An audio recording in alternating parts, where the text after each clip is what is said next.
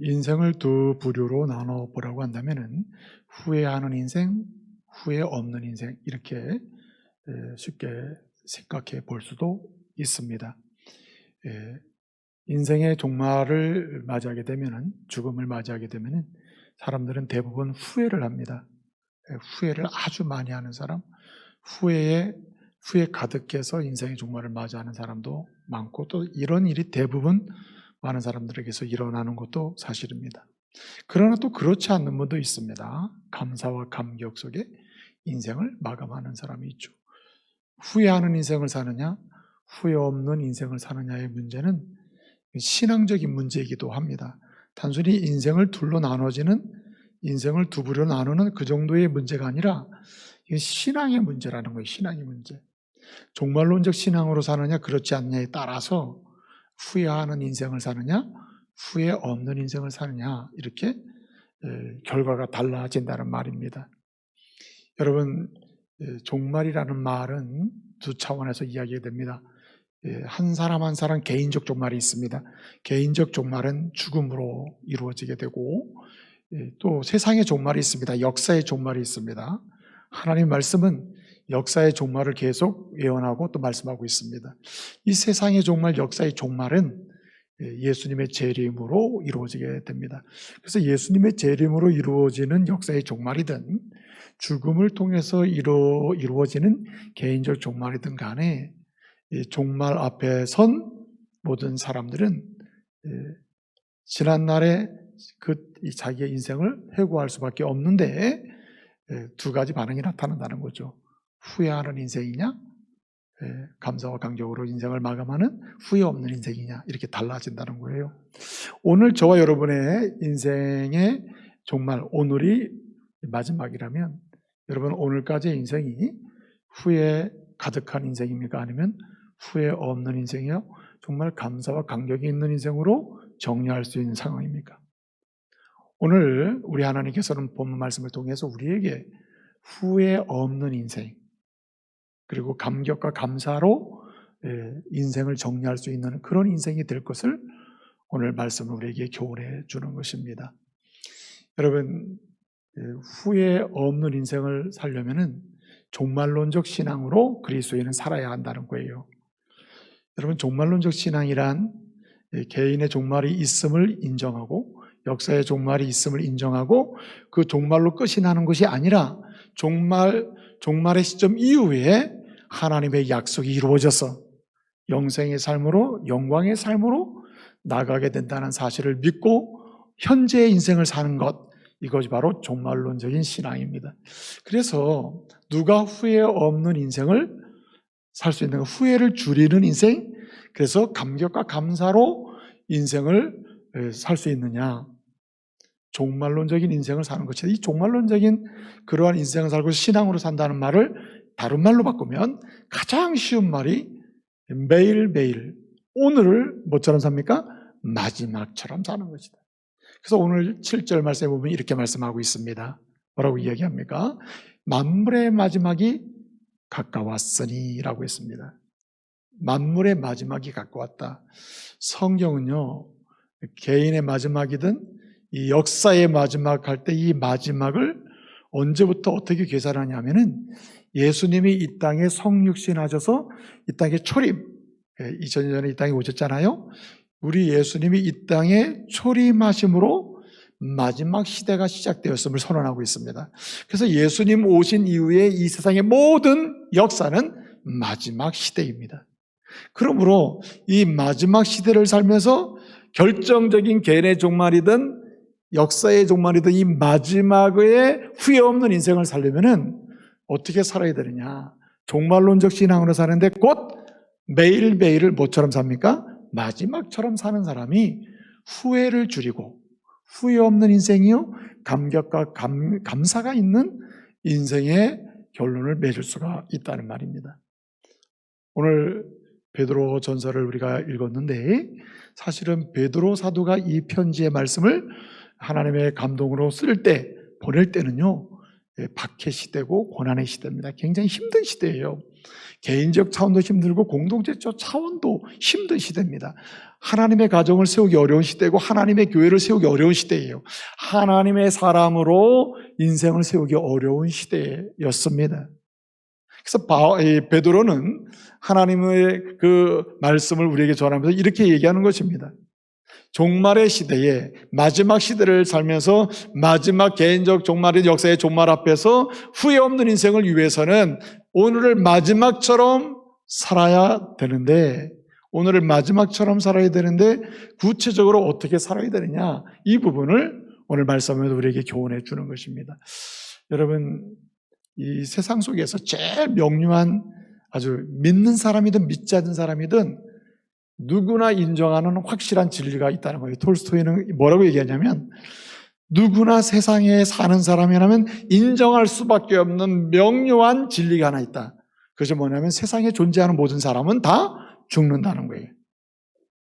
이 죽음을 부정하는 사람이고 죽지 않을 수도 있다고 말하는 사람은 없다는 겁니다. 그래서 모든 사람은 다 인정하고, 모든 사람이 인정하고 있는 보편적 진리가 뭐냐면 모든 사람, 세상 속에 존재하는 모든 사람은 다 죽는다는 거예요. 근데 톨스토이는 이런 얘기를 해요. 불행한 일은 뭐냐? 불행한 것은 뭐냐면은 이렇게 모든 사람은 죽는다고 하는, 개인적 종말이 있다고 하는 이 진리를 다 인정하면서도 진짜 불행한 것은 뭐냐면 죽음을 준비하지 않는다는 거예요. 그래서 어떻게 합니까? 죽음 앞에서는 후회하게 된다는 거죠. 오늘 우리는 이 말씀을 통해서 개인적 종말이든 역사의 종말 앞에서 후회 없는 감사와 감격이 있는 인생을 위해서 우리가 어떻게 삶의 방식을 살아야 되는가, 어떻게 살면서 하나님이 기뻐하시는 믿음의 인생을 세우고 하나님의 기뻐하시는 가정을 세우고 하나님의 거룩한 교회를 세우는 그런 하나님의 복 있는 인생을 살 수 있을까요? 오늘 베드로를 통해서 주시는 첫 번째 방식은 뭐냐면은 이 마지막처럼 오늘을 살 때 후회 없는 인생이요, 후회 없이 개인적인 신앙의 인생을 세우고 가정을 세우고 하나님의 교회를 세울 수 있는데, 그 방식은 오늘 7절에 이렇게 말씀합니다. 정신을 차리고 근실하며 뭐하라? 기도하는 인생을 살아야 된다. 여러분, 보통 기도하면 무슨 생각이 납니까? 기도. 내가 원하는 것을 요청해서 주님의 응답을 받는 것, 이것을 기도로 생각하잖아요. 근데 오늘 본문의 강조점은 그냥 내가 원하는 상황을 말씀을 드려서 응답을 받으며 살아라, 그래야 이 마지막을 잘 살 수도 있다, 이런 얘기하는 게 아니에요. 오늘 여기 정신을 차리고 그리고 근실하며 기도하라고 할 때 이 기도하라는 요 말씀의 근본적인 의미는 하나님을 가까이 하며 살라는 말입니다. 여러분, 우리가 세상을 살면서 누구를 가까이 하며 사느냐의 문제는 곧 우리의 인생의 내용과 깊이와 높이를 다 결정해 버려요. 내가 누구랑 사느냐, 내가 누구랑 함께 하느냐, 내가 누구를 특별히 가까이 하며 사느냐는 내 인생의 그 질적인 수준을 달리 만들어 버려요. 우리가 이 마지막 시대를 살고 개인적 종말이나 역사의 종말 앞에서 후회 없는 하나님의 사람으로서 인생을 세우고 그리고 가정을 세우고 하나님의 교회를 세우는 그런 후회 없는 인생을 살기 위해서는 우리가 해야 될 일이 있다. 다른 방법이 없다는 거예요. 그럼 뭐밖에 없는가? 주님과 가까이 하며 살 수밖에 없다. 주님과 함께하며 주님을 가까이 하며 주님을 만나면서 주님과 교제하며 살 때에 우리는 이 마지막 시대를 살면서 후회 없는 신앙의 인생, 후회 없는 복 있는 가정, 감격적인 하나님의 교회를 세우고 누리며 살 수가 있다는 말입니다. 여러분, 그래서 시편 기자는 이렇게 얘기합니다. 시편 73편 28절에서 하나님을 가까이 함이 내게 복이라. 나는 오직 주 여호와를 나의 피난처로 삼아 그 피난처로 삼고 그 속에 거주하면서 뭐 하면서 삽니까? 주께서 내게 행하신 모든 은혜의 이야기들, 여러분, 주님과 가까이 지내다 보면은 주님이 내게 뭘 주십니까? 은혜를 주시잖아요. 은혜로 인해서 아무리 힘든 그런 마지막 시대를 살아도 어떻게 합니까? 견딜 수 있단 말이에요. 그 주시는 은혜와 행적을, 그리고 나를 구원하신 주님의 은혜를 전파하며 살겠다고 시편 기자는 얘기해요. 뭘 함으로써? 주님과 가까이 함으로써 그게 가능하다. 여러분, 주님의 은혜를 받으면서 그 주님의 은혜를 전파도 하고 복음의 은혜를 누리면서 복음을 나누면서 산다는 것은 후회 없는 인생으로 가는 지름길인데, 이것이 어떻게 가능한지, 지속성이 있느냐는 거죠. 기도하는 사람이 가능하다는 거죠.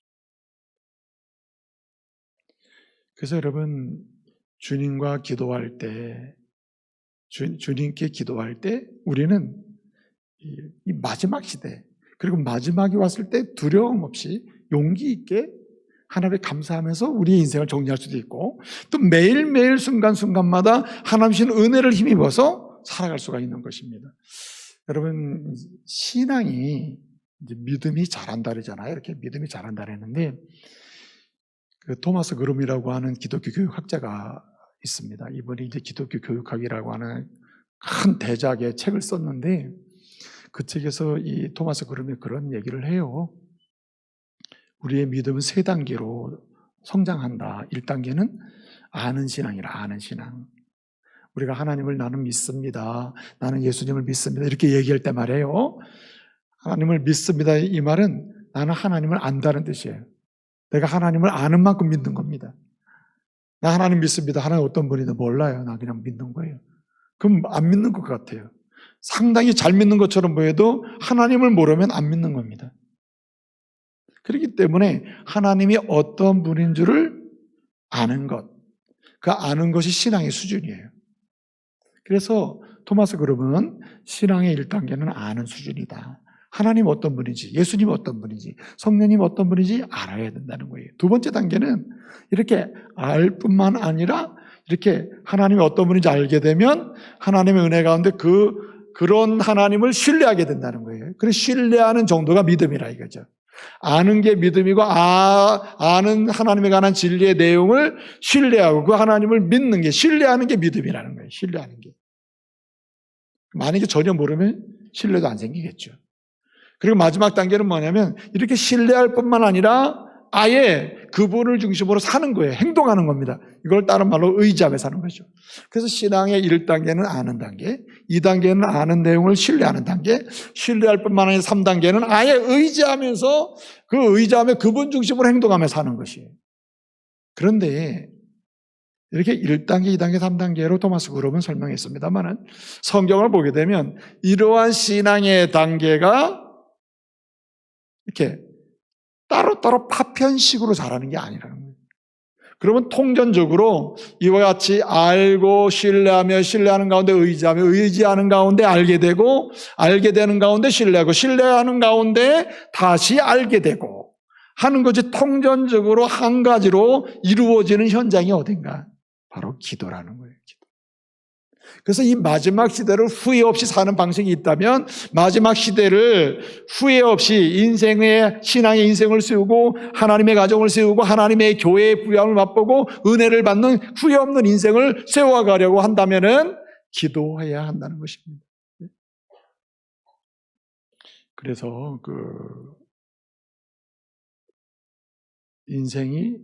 자기 인생을 살면서 자기의 손을 가장 아름답게 만들려고 할 때, 그 아름다운 손은 기도하는 손이다. 기도하는 손.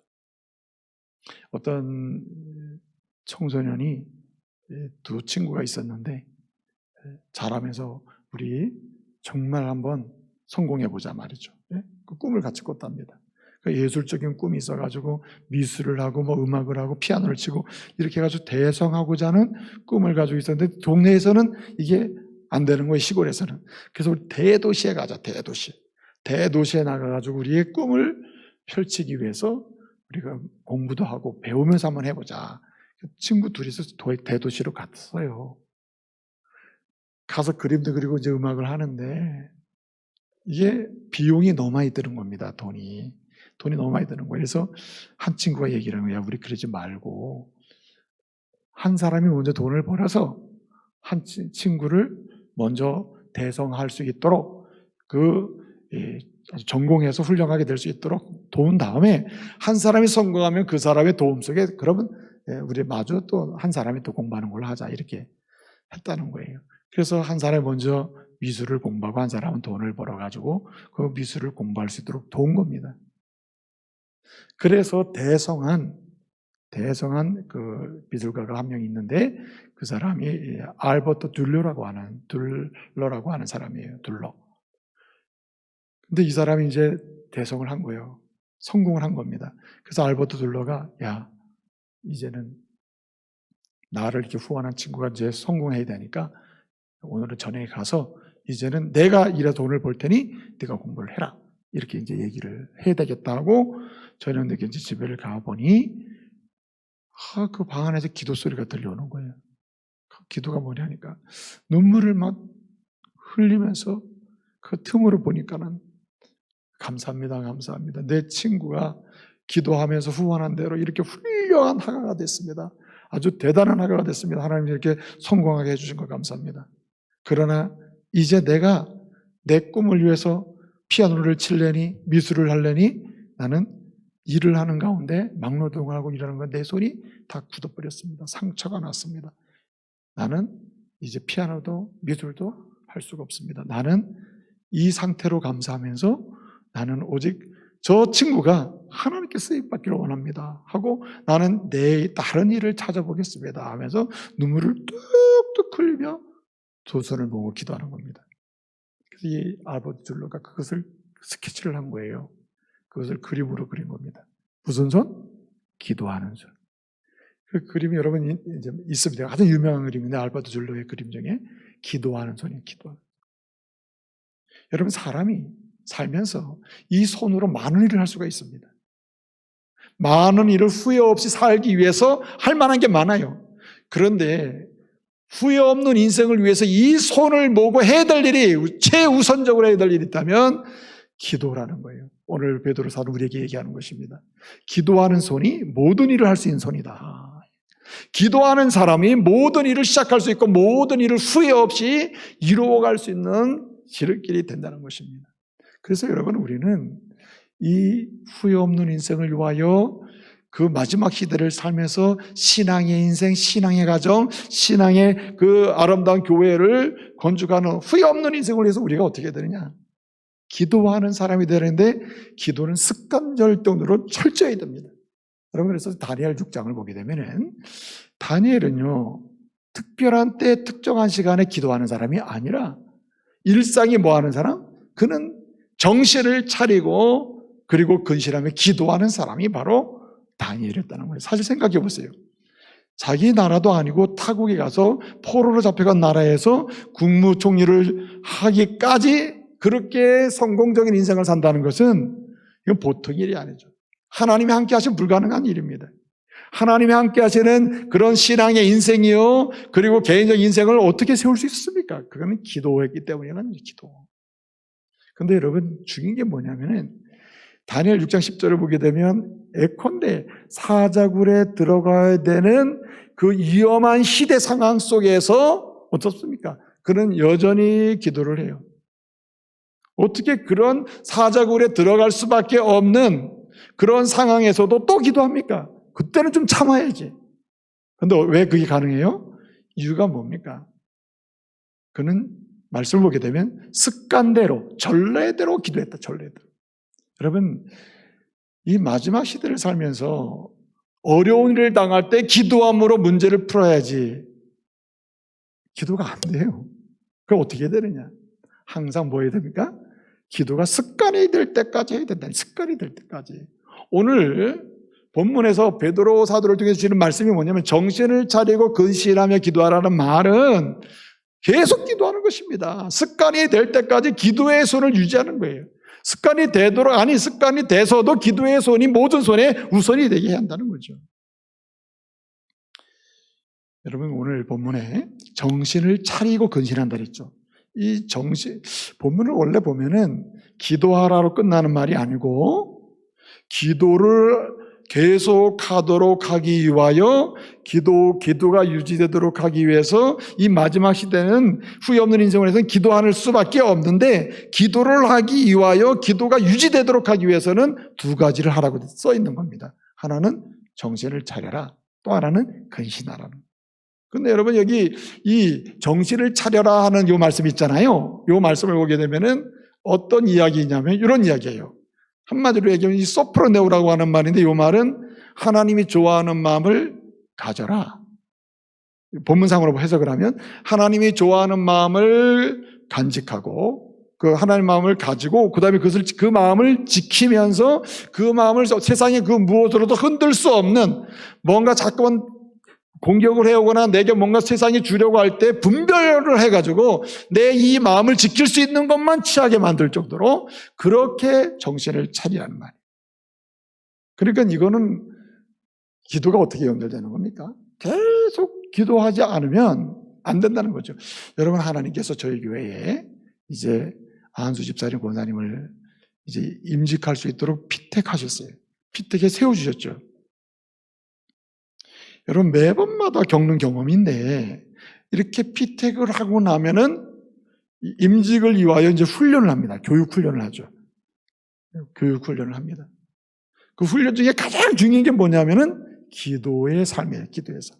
안수 집사님으로서 권사님으로서 기도의 손을 유지할 수 있도록 훈련을 한단 말이에요. 그런데 결과론적으로 보게 되면 두 그룹으로 나눠집니다. 한 그룹은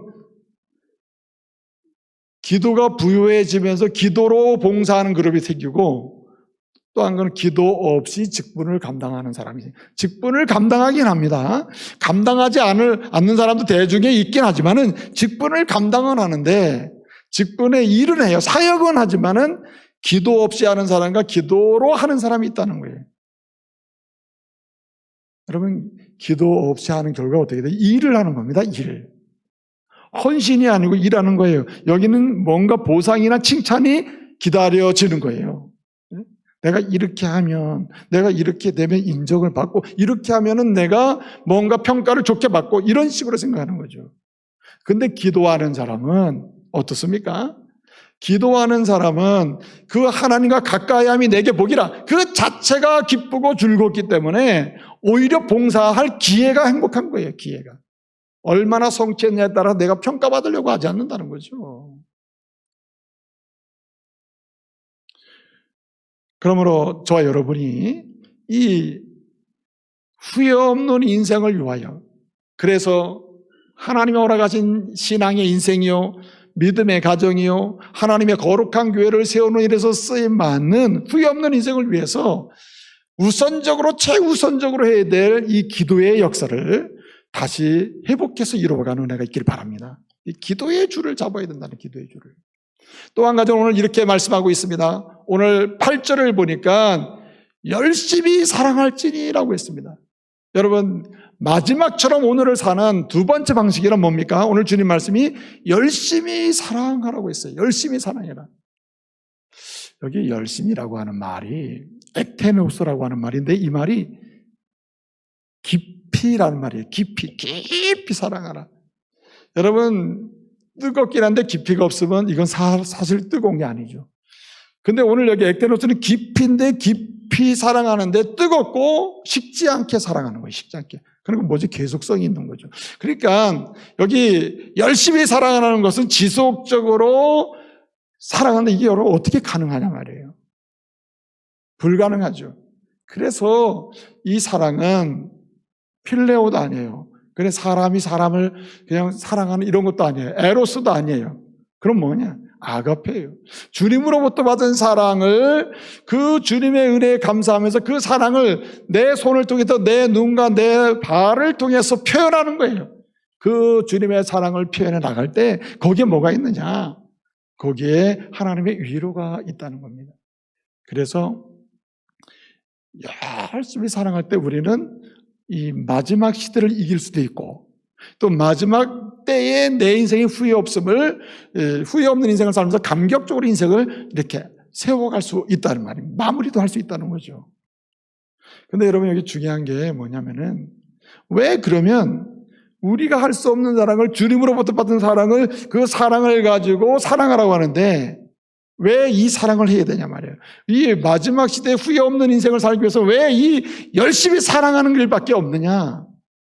여러분 마지막에는 항상 뭐가 있죠? 두려움이 있죠. 두려움. 예컨대 인생의 마지막이다. 임종을 앞두고 있다. 그럼 두려움이 있죠. 제가 한 일주일 됐네요. 일주일쯤 전에 어떤 목사님과 어디 다녀오게 됐거든요. 내 차를 타고. 그런데 그 목사님 저한테 얘기하시는 거예요. 제가 작년에 암 수술했습니다. 이러는 거예요. 그래요? 왜 이렇게 말씀도 안 하셨냐 그랬더니 하여튼 아무도 모르게 수술했대요. 그리고 장모님들께만 말씀을 드렸다는 거예요. 지금 어떠냐 그랬더니 지금 많이 회복이 됐다. 그러면서 이제 내가 해주고 싶은 얘기가 있다는 겁니다. 뭐냐? 암이라고 하는 진단을 딱 받았을 때 목사님이십니다. 그분은 아주 경륜 있는 목사님이세요. 아주 훌륭한 목사님이십니다. 그분이 뭐라냐면 목사님 암입니다. 이렇게 진단이 딱 되니까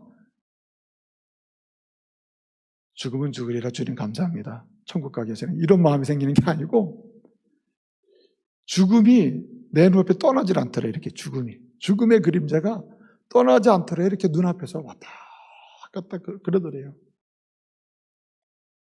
너무 희한하게 자기가 놀랬다는 겁니다. 아니 내가 복음으로 살고 복음으로 성도를 축복하며 살았는데 어떻게 이제 암입니다 그 한마디에 이제 죽는 거야 하고 죽음이 왔다 갔다 하냐 이 말이죠. 그러면서 그 죽음의 그림자가 걷어지는 과정을 설명하는 거예요. 얼마나 두렵겠어요. 그 죽음의 그림자가 내 눈앞에 왔다 갔다 그러는데 그 죽음의 그림자가 눈앞에서 사라지는 과정 그 얘기를 하는데 주님의 십자가의 사랑이 다시 내 심령 가운데 회복이 되고 뜨거워졌을 때 죽음의 그림자가 사라지더래요.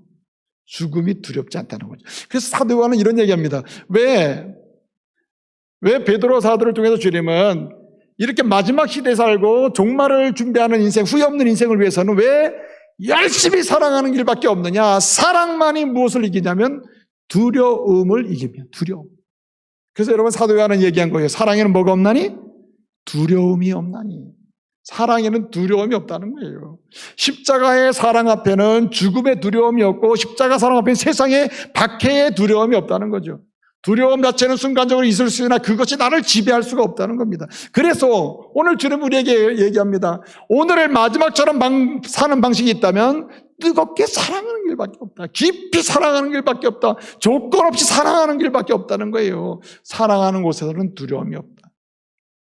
이 사람 잘 될까? 염려가 없다. 이 사람 정말 성공할까? 두려움이 없다는 거예요.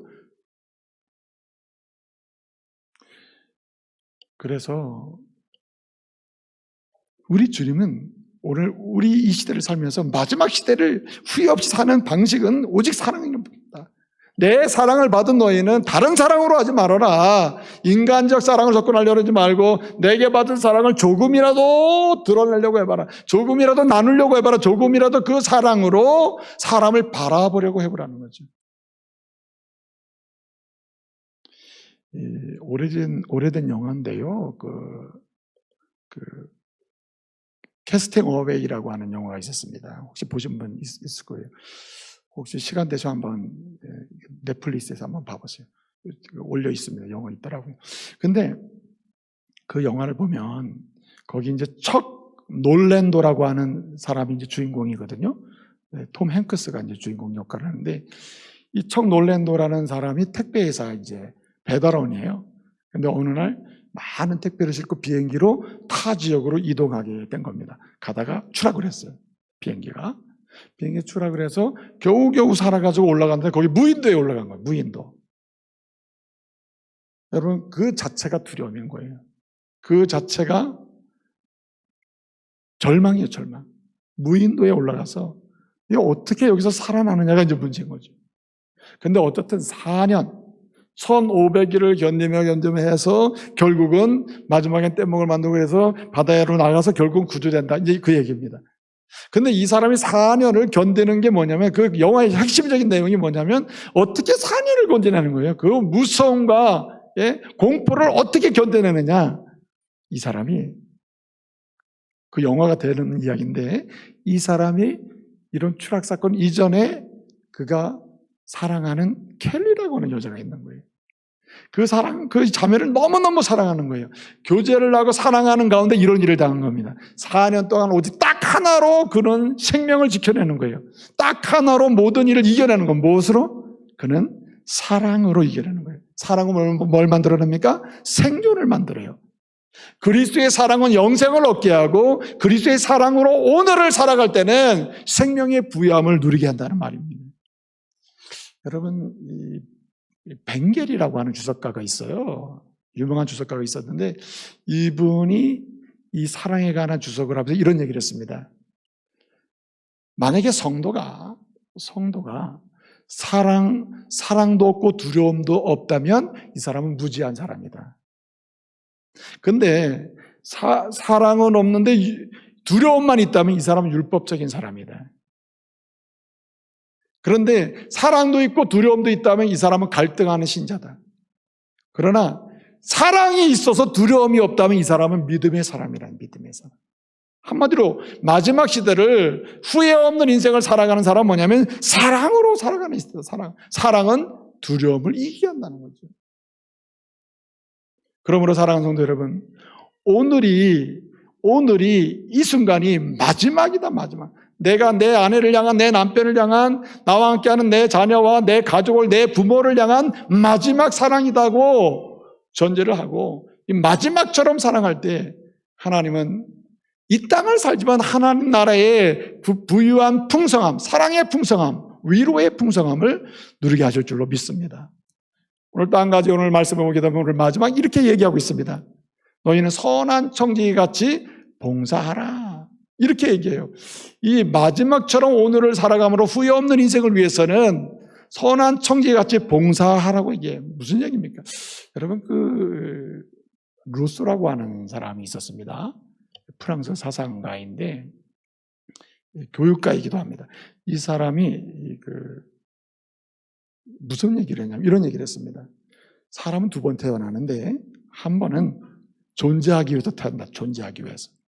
근데 또 한 번 태어나는데 그것은 뭐냐면은 바로 봉사하기 위해서, 일하기 위해서.